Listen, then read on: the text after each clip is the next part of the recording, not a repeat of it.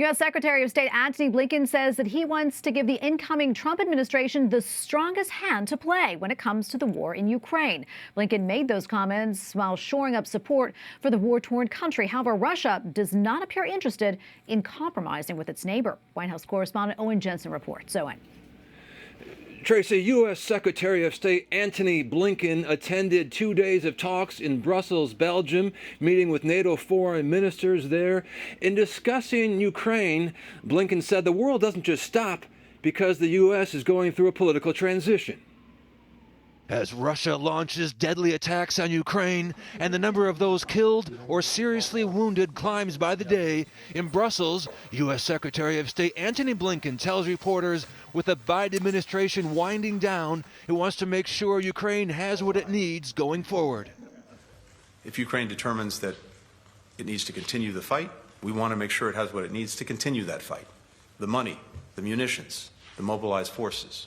However, should talks come up to end the fighting, if it chooses to engage in a negotiation, and that assumes, of course, that Putin and Russia have any intent of doing that, then, again, we want to make sure it's from a position of strength.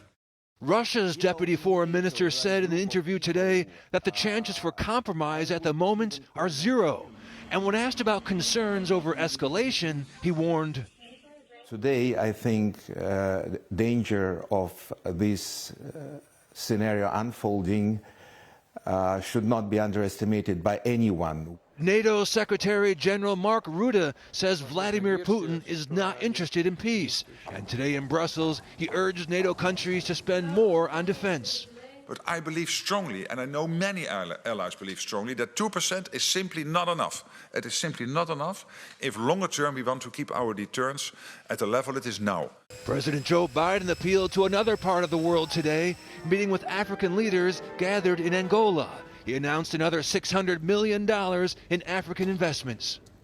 All these projects and investments are designed to have high impact and meet the highest standards for workers, for the environment, and for the communities. The U.S. is competing with China for influence on the continent. President Biden used the final day of his visit to showcase the Libido Corridor Railway. It's a region rich in critical minerals. President Biden will return home overnight. At the White House, Owen Jensen, EWTN News Nightly.